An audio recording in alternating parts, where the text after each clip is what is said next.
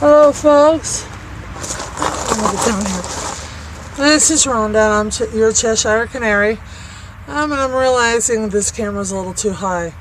The reason I'm out here in a different spot again today is that I decided to lump Series 4 several ideas into one.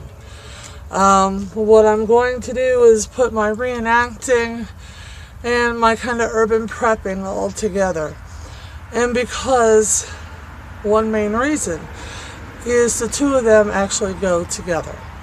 So since the weather started turning colder, I started thinking about things that have actually happened to me.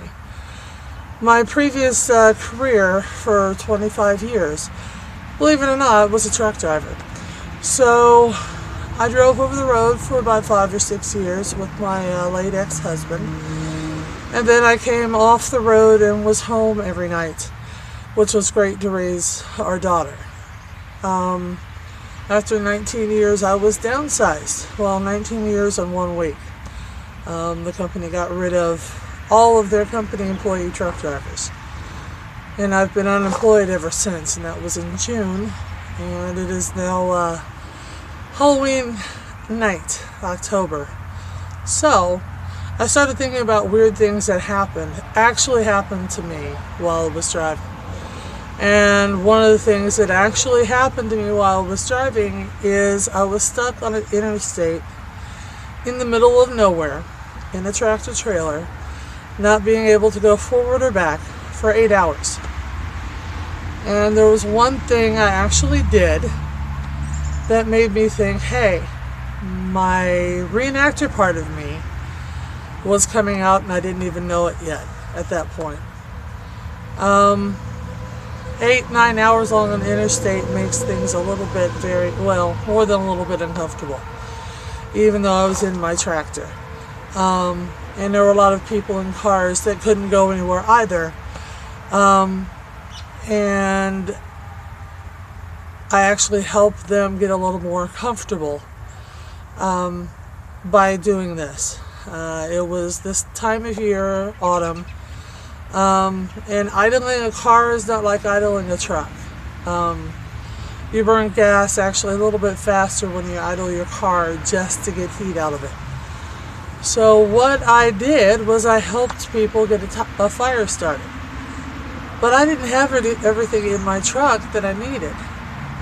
And this evening when I was getting ready to leave to go pick my daughter up, I realized that yeah, I actually have everything I need in my vehicle right now. One of the things as a result of being a historical reenactor, at least for me, is I always have plenty of hemp rope.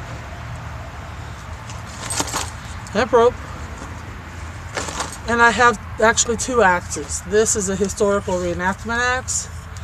This is not something you buy in a store. This is a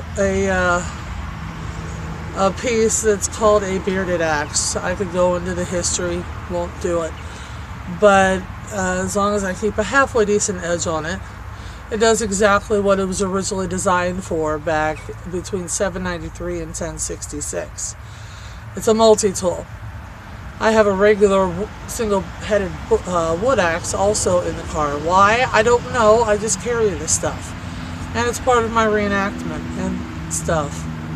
But then I realized if I were smart, I would have always had these things in the vehicle because, well, things happen. You could be struck by a deer, and if you talk to your insurance agency after a deer strike, make sure you say the deer struck you, because you were on the road, the deer was on the road, the deer wasn't supposed to be on the road, ergo the deer struck you.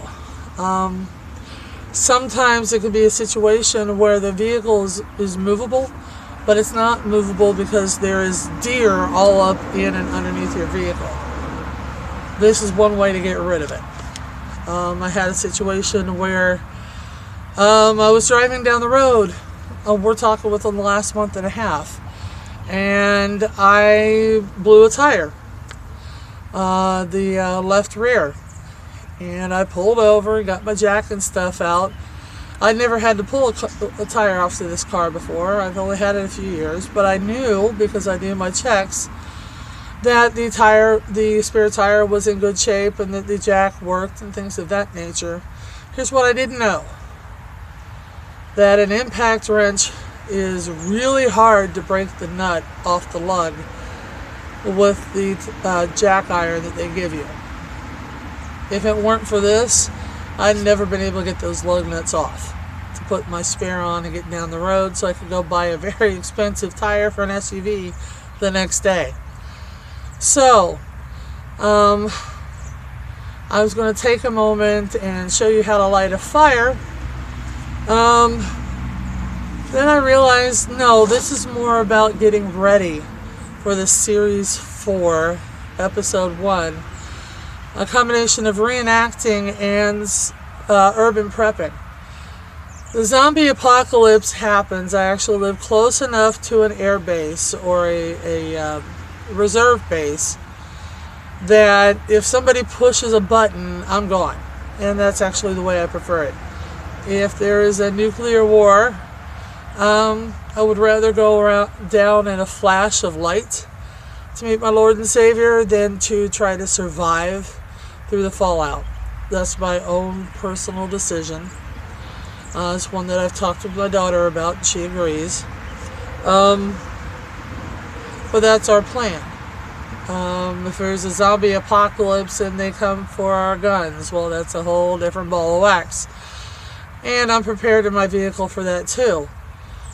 But I think a combination of the reenactment skills that I have learned, self-sufficiency and dealing without power, as well as the prepper in me, will help, if nothing else, empower women to realize that you can do this stuff and you can do it all on your own. You can do it with babies, you can do it with little kids. My daughter's been she's been around fire since she was 4 years old. She started her first fire with a striker, one of the many things I carry in my vehicle, with a ferro rod and a striker. My daughter started a fire that way. I was looking around in my car, and there's all different things you can use for tinder this time of year, especially after it raining yesterday. Everything's wet. But all you have to do is pull one of these out of your purse, ladies, and you've got awesome tinder. You don't have to think far ahead and put Vaseline on cotton balls and keep them in your car. If you don't think that way, you can look around and see what you have in your vehicle that will make your life a lot better in a time of strife. A time where you have to think about, water, food, shelter. Even if it's for a short period of time, sitting along the side of the interstate for 8 hours is very uncomfortable.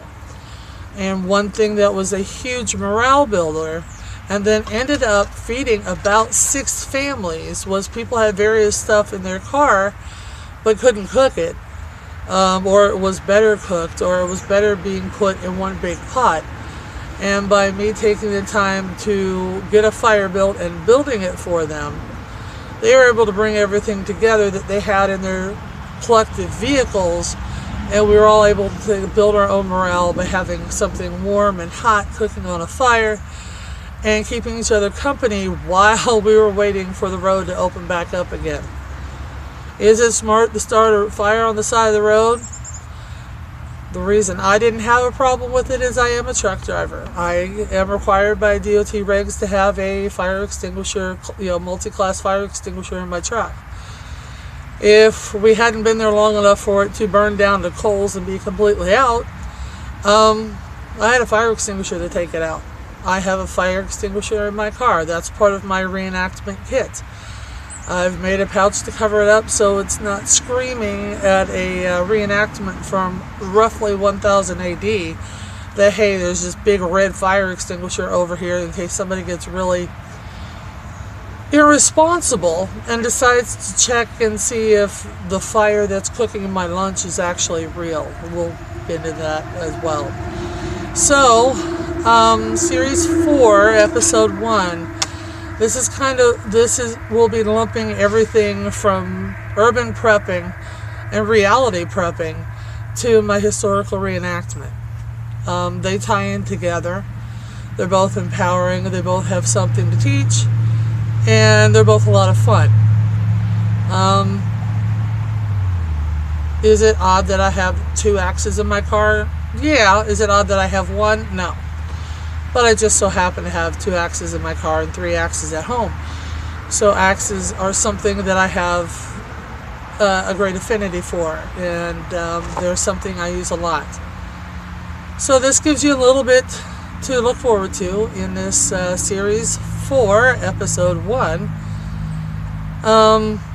Situations that are a little bit on the dicey side, where you have to think a little bit, and maybe it's morale, maybe it's just a little fire because you're stuck on the interstate with hundreds of other people and you can't move for 8 or 9 hours. It happens.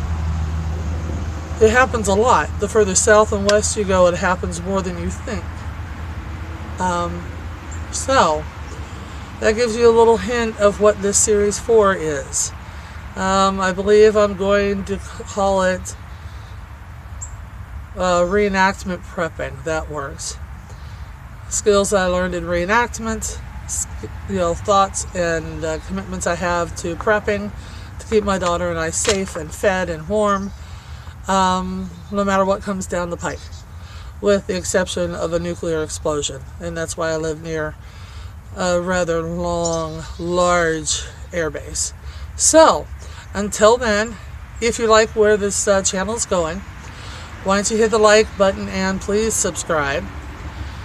Go ahead and share it around to your family and friends. Share it to other women that you think could get a little bit of empowerment out of it, and maybe a little bit of information, practical information. There are people that do specific information out there that I could never duplicate.